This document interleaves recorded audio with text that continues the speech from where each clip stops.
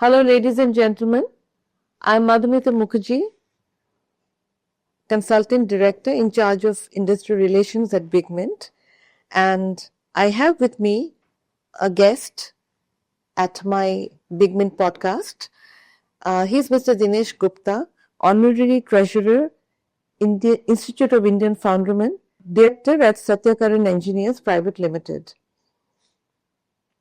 We are sitting on the sidelines of the National Seminar on Made in India, Foundry Industry Revitalizing Atmanirbhar Bharat in Defense Production. Now, this is the first of its kind conference being held by the Institute of Indian Foundrymen in conjunction with the defense industry. And the conference has been organized with the express intention of exploring various angles, deep dive into input substitution, into policies that would support the foundry industry, look at exports, how to expand the exports market, how to expand the domestic market, and myriad other things. So to begin with, Mr. Gupta, I would like to dwell on the technology aspects. Today, I mean, unless and until we compete with the best technologies globally, we may fall behind. So what is the Indian foundry industry doing in terms of cutting edge technology? That's really very interesting. And you very rightly pointed out, technology is the thing which will take us where we want to reach. Indian foundry industry is a very broad spectrum, industry base, where we have large automated high-tech foundries, and we also have a large number of SMEs, which are tiny units, micro units, and they still work in the traditional handcrafted kind of scenario. So there is no one rule for everybody, but I must say that yes, a lot of technology advancement is coming to India. It is happening. Large industries, they have brought in like loss foam, they have brought in like fully automated foundries. The general perception of foundry is that it is a smoky, dirty, dusty place, and engineers don't want to go there. But they must have a look at these automated foundries, and some of them are very esteemed members in IIF as well. And IIF organizes visits for the younger generation to go there. Fully automated, spick and span, absolutely clean environment. But what percentage of Indian foundries falls in that category? This again, statistics is something which you can roll any which way you want to present a picture. And the way the rest of the world in the West continues to present India is completely different from what actually India is today. So when you say percentage, if it is like in terms of numbers of foundry units, I would not want that statistics that way. I would rather say out of the total production which India makes, which will have the global impact, which has the foundry industry drivers. So like, how many of foundry industry drivers have adopted technology? If that is the parameter, I would say very, very encouraging. And there are numerous high-tech foundries everywhere in the country. They're really large ones. They are really large ones, really high-tech ones, and they very, very with good. cupola sizes of very large cupola sizes. Yes, and at this juncture, I must also quote that our Honorable President of IIF, Navneet, has consistently over many years, they have won the Export Excellence Award. So they have been doing wonderfully well. And in terms of demand, how is the domestic market doing in terms of castings demand? And at what rate are we growing year on year? We are growing very fast, and we are looking at something like more than 35% growth in year on year in the coming half a decade or so. See, massive demand is rising in the agriculture sector, tractors. In fact, I was going to ask you, like, which other demand driving sectors? Right. So that's where I'm coming from now. Agriculture, tractor, heavy machinery, earth-moving machinery. So the kind of Nitin Gadkari ji, the highways that are happening, the infrastructure that is happening is amazing. Like it's out of the blue that is happening. So that is driving heavy machineries. Automobiles are growing more. When you say castings, we should not only think of steel. Aluminium, magnesium, a lot of other things are there. So the automobile today is like a lot of aluminium. So that is driving, and we have many different. Aluminium is used in the aircraft. It's used in aircraft as well, yes. And the Make in India push by the Honorable Prime Minister Modi ji, a lot of domestic aviation manufacturing is coming up. So a lot of tie-ups have happened. Tatas have brought in, others have brought in. HAL is doing it. So aviation sector is growing. Defense sector is something which everybody is looking up to, and not only domestic demand. There's another angle to a crazy new angle has come up in the defense sector. Which we'll hear about it today. India has become an exporter of defense components. Defense equipments. Right. Guns, they need foundry. Tanks, they need foundry. So a lot of heavy defense equipment. And which markets are we these things are supplying? going. Yeah, which markets are we supplying these to? Well, I will not like to disclose the route, but wherever there is war, Indian equipment is going. Is it? Okay, interesting. But these are very high precision. Yes. So we have the technology. We do have the technology. Doing great in that sector. Okay. Yes. Great. And how is China giving Indian casting industry a run for its money? China is undoubtedly the top manufacturer.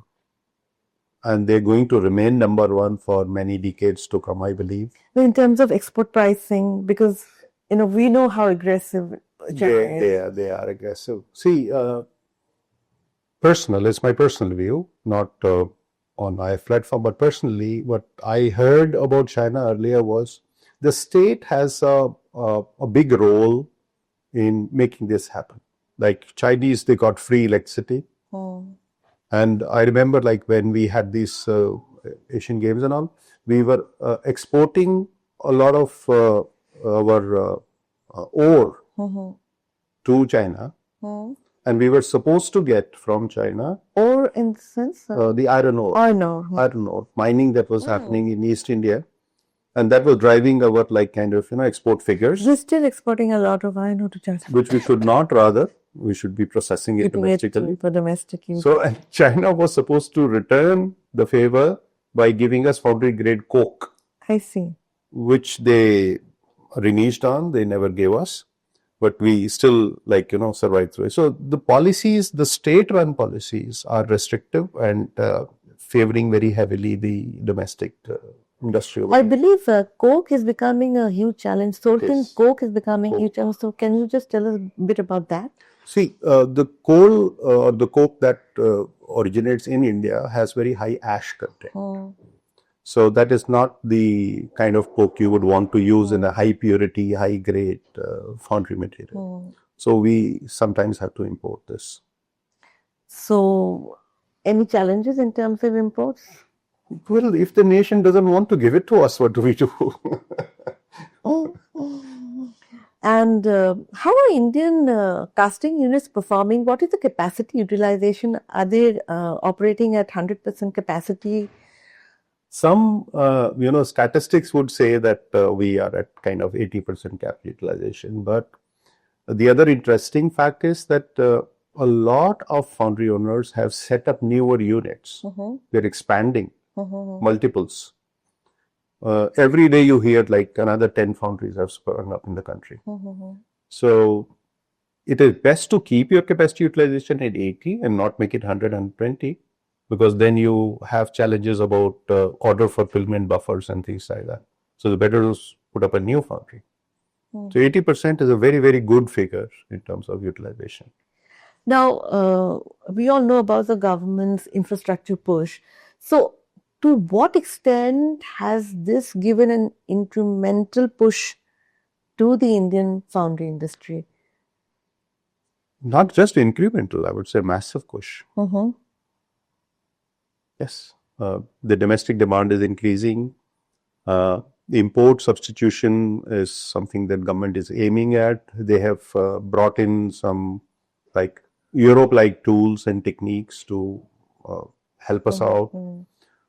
Some foundry industries are visionaries. They have accepted, adopted, and utilizing those things. And we are a country, free nation, democratic. And what about the U.S. tariff sanctions and CBAM?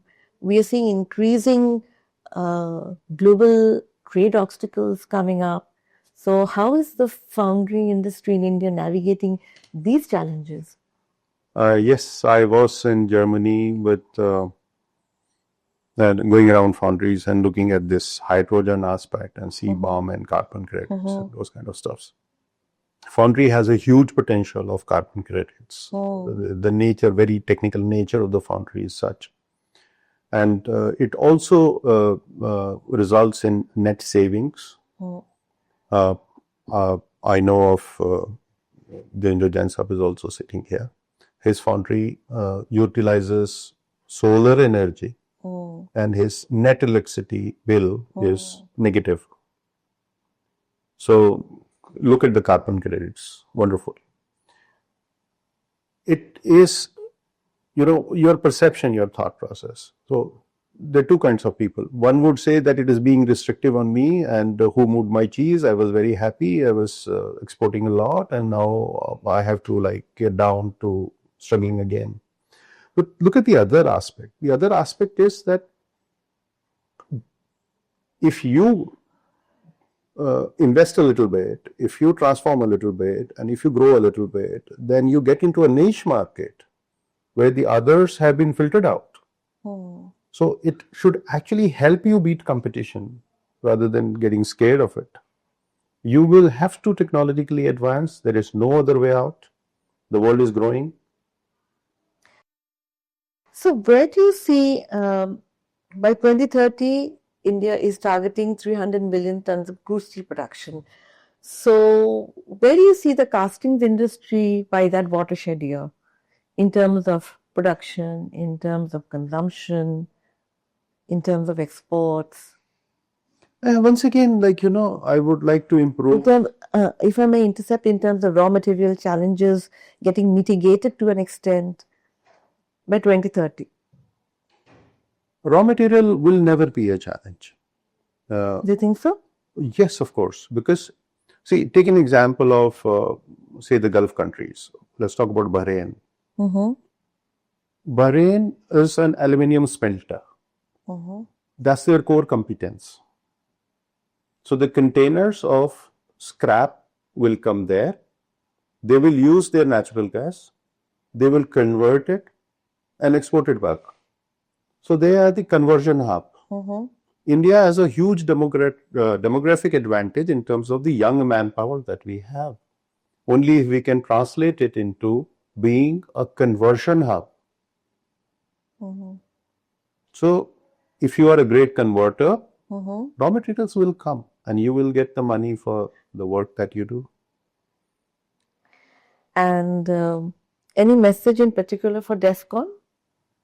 Very exciting. This DEFCON thing, where everybody is very excited and looking up to. We have a great participation. We had a house of 150 and we are sitting at 175 registration already. And most of the participants are top-level CEOs of big companies here. And the participation from the government and the MSMEs is kind of excellent. Very vibrant environment. And I wish all the best. Great success to this event. And we are looking at many more such events to coming future. Thank you. That was a very illuminating session that we had with Mr. Dinesh Gupta, Honorary Treasurer, IIF, and Director at Satyakiran Engineers Private Limited. Thank you for giving us your time, Mr. Gupta, for this BigMint podcast. I'm Madhumita Mukherjee, Consultant Director in charge of Industry Relations at BigMint. Taking your leave till the next BigMint podcast. Thank you. Thank you.